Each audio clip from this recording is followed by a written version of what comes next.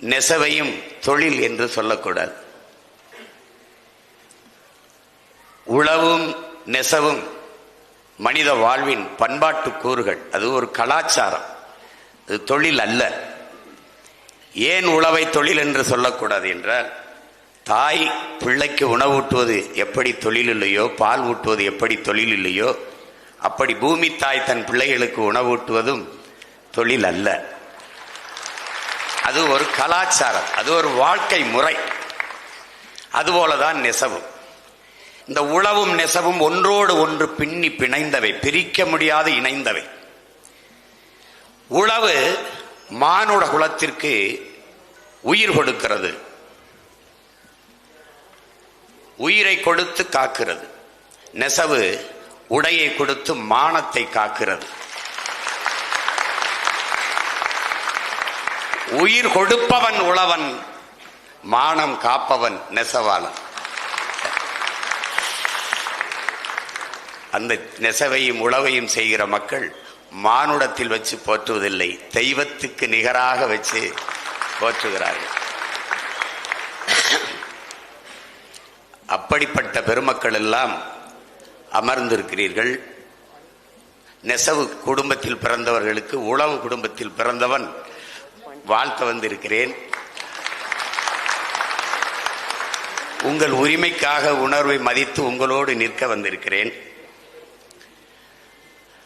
நாங்கள் யார், நான் யார் என்பதை நீங்கள் அறிந்து கொள்ள வேண்டும். இங்கே பேசிய என் அன்பிற்கினியவன் என்னை சொன்னான், அரசியல் அதிகாரமற்ற தாய் நிலத்திலேயே அரசியல் அதிகாரமற்று தாய்மொழியை சிதைய கொடுத்து உணர்வை இழந்து உரிமைகளை இழந்து அடிமைப்பட்டு வாழ்ந்து கொண்டிருந்த ஒரு இனத்தின் பிள்ளை நான். என்றைக்கு ஒரு இனம் முழுமையான விடுதலை அடையும், அது என்றைக்கு ஒரு நாடு அடைகிறதோ அன்றுதான் அந்த இனம் முழுமையான விடுதலையை அடையும். 26,000 மக்கள் தொகையை கொண்ட ஒரு இனம் விடுதலை பெற்று நாடு பெற்று பெருமையோடு வாழ்கிறது, தன் மொழியை, கலையை, இலக்கியத்தை, பண்பாட்டை காத்து. சேர்பியாவிலிருந்து கொசவா பிரிகிற போது வெறும் 10 லட்சம் மக்கள் தான், 10 ஆண்டு கால போராட்டம் தான், தனி நாடு. தெற்கு சூடான் மிக குறுகிய எண்ணிக்கையில் உள்ள மக்கள் விடுதலை பெற்று. இப்படி சின்ன சின்ன இனங்கள் எல்லாம் விடுதலை பெற்று வாழ்கிற போது உலகின் முதல் மொழி தமிழ், முதல் மாந்தன் தமிழன், உலக மொழிகளின் தாய் தமிழ்.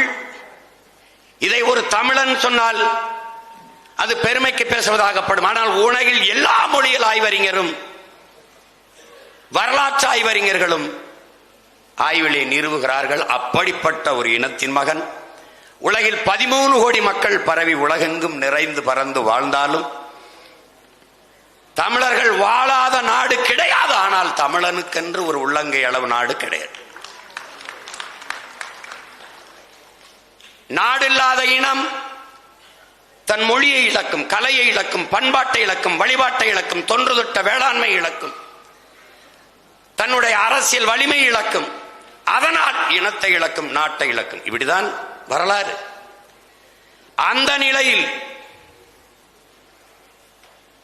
50,000 ஆண்டுகளுக்கு மூத்த ஒரு இனத்தின் மகன், சேர சோழ பாண்டியர் என்று மூவேந்தர்கள் கட்டி ஆண்ட ஒரு இனத்தின் மகன், உலகின் மிகப்பெரிய வல்லரசை, ஒரு பேரரசை நிறுவிய பெரும்பாட்டன் ராஜராஜ சோழன், அவன் மகன் அரசேந்திர சோழனுடைய பிள்ளைகள். நீங்கள் பார்க்கிறீர்கள், சிலப்பதிகாரம் என்றது வெறும் காப்பியமாக புனையப்பட்டதில்லை. என் அன்பு சொந்தங்களே, சோழ நாட்டில் பிறந்து பாண்டிய நாட்டில் இறந்து சேர நாட்டில் தெய்வமாகி போன ஒரு காப்பிய நாயகியை 3 பேர் அரசுகளையும் ஒன்றிணைக்க வேண்டும் என்று உருவாக்கப்பட்ட காப்பியம்தான் சிலப்பதிகாரம். அப்படி அருண்மொழி சோழனும் அரசேந்திரன் உலகில் பல்வேறு நிலப்பரப்புகளை வென்று 3வது பெரிய பேரரசை நிறுவினார்கள். சிக்கல் என்ன நேர்ந்தது? அந்த நாட்டை நிலப்பரப்பெல்லாம் வென்றவர்கள் நம்முடைய கொடியை, எங்களுடைய கொடியை, புலிக்கொடியை ஏற்றினார்களே ஒழிய எங்களை, தன் இன மக்களை குடியேற்றவில்லை. அதான் அங்கு நடந்த சிக்கல். தங்கள் இனத்திற்கென்று ஒரு தனித்த நாடு வேண்டும் என்ற எண்ணம் அவர்களுக்கு இருந்ததில்லை. இதனால் இவ்வளவு பெரிய இலக்கிய வளமை செழுமை கொண்ட ஒரு தொன்மை மொழி சிதைந்து சிதைந்து சங்கம் வைத்து தமிழ் வளர்த்தவன் மூவேந்தர்களில் பாண்டியன், பாண்டிய மன்னன். அந்த சங்கம் வைத்து தமிழ் வளர்த்த மதுரையில் தான் நாம் நின்று கொண்டிருக்கிறோம். ஆனால் தமிழ் இருக்கிறதா என்று நீங்கள் சிந்தித்து பார்க்க வேண்டும். இந்த சூழலில் நம் முன்னவர்கள் செய்த பிழையை நாம் செய்துவிடக்கூடாது. நமக்கென்று இந்த பூமி பந்தில் ஒரு தேசம் வேண்டும் என்ற கனவோடு ஒடுக்குகிற தேசிய இனத்திடமிருந்து ஒடுக்கப்படுகிற தேசிய இனம் பிரிந்து செல்ல விரும்புவது தன்னுரிமைங்கிறான் புரட்சியாளர் லெனின். அந்த தன்னுரிமையை போராடி பெற வேண்டியது ஒவ்வொரு தேசிய இனங்களின் பிறப்புரிமைங்கிறான். அந்த பிறப்புரிமையை கேட்டு தமிழீழ தாயகத்தை கேட்டு ஒரு புரட்சிகர போராட்டத்தை முன்னெடுத்தான் எங்கள் உயிர் தலைவன் மேதகு பிரபாகரன் அவர்கள்.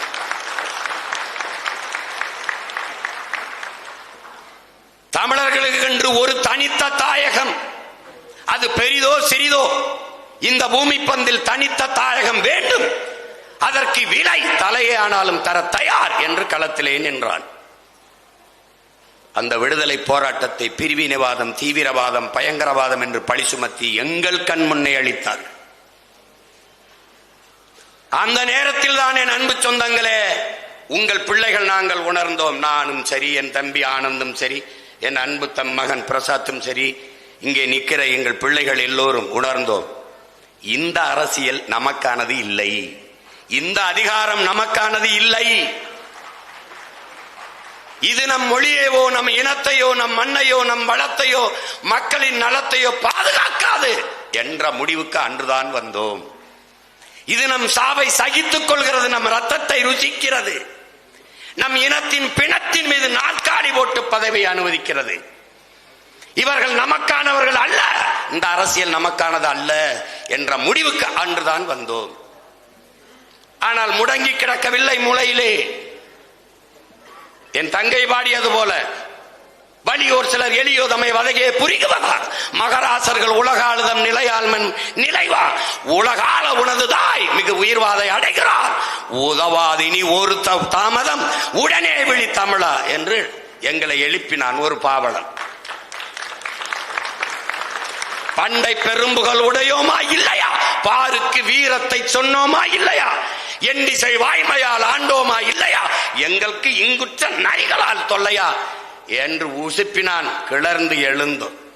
பூட்டிய இரும்பு கூட்டின் கதவு திறந்தது. சிறுத்தையே வெளியே வா, எளியன உன்னை இகழ்ந்தவர் நடுங்க புலியன செயல் செய்ய புறப்படு வெளியே.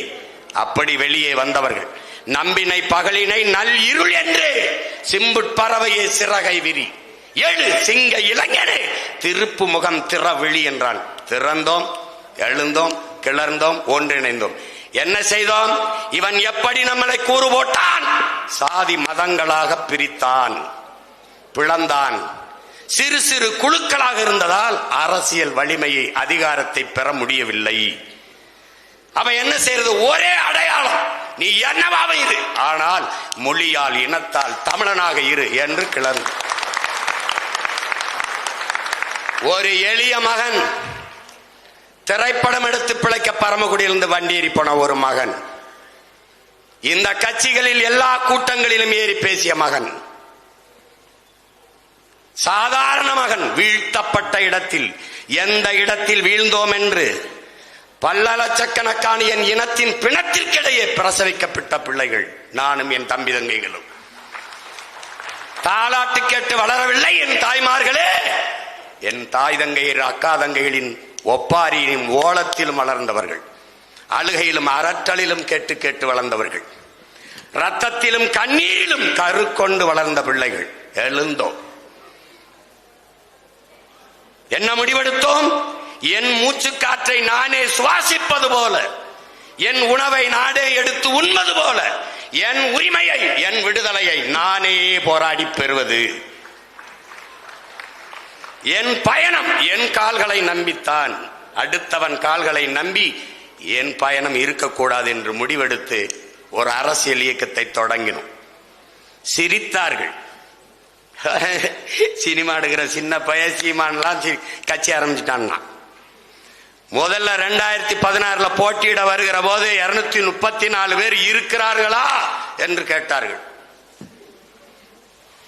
இப்போது வென்று விடுவார்களா என்று கேட்கிறார்கள்.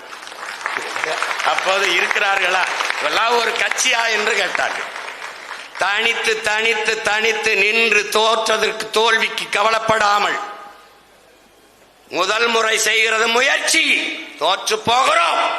இரண்டாம் முறை செய்வது விடாமுயற்சி, மூன்றாம் முறை செய்வது விடாமுயற்சி, தொடர்ந்து செய்வதற்கு பெயர் நம்பிக்கை. அந்த நம்பிக்கையை கொண்டு தொடர்ந்து களத்திலே நின்று நின்று இந்தியாவை யார் ஆள்வதிலே இந்த மகன் போட்டியிலே இல்லை. நான் இந்திய நாட்டின் பிரதம வேட்பாளரும் இல்லை. சாதாரண பிள்ளைகள், ஓட்டுக்கு ₹1 கொடுக்கல, வாக்குக்கு ₹1 கொடுக்கல. எல்லாம் சின்ன சின்ன பசங்க, யாரும் யாருக்கும் தெரியாது. இவர் அமைச்சர் மகன், அவருடைய மகன் முதலமைச்சர் வாரிசு, அதெல்லாம் எதுவும் கிடையாது. எல்லாம் சின்ன சின்ன பசங்க. மைக்குன்னு ஒரு சின்னத்தை கொடுத்தான், அது வர வச்சு இந்த சின்னத்தை எடுத்துட்டான். 8வது பெட்டி 7வது பெட்டியில இவன். ஆனா என்னைய தேடி, இந்த எளிய பிள்ளைகளை தேடி 36 லட்சம் பேர் வாக்க போட்டு 3வது பெரிய கட்சியாக்கி அங்கீகாரம், register, not register party, recognise party ஆகினா. பதிவு செய்யப்பட்ட கட்சி அல்ல, அங்கீகரிக்கப்பட்ட கட்சி நாம் தமிழர் கட்சி என்பதே ஆகினா.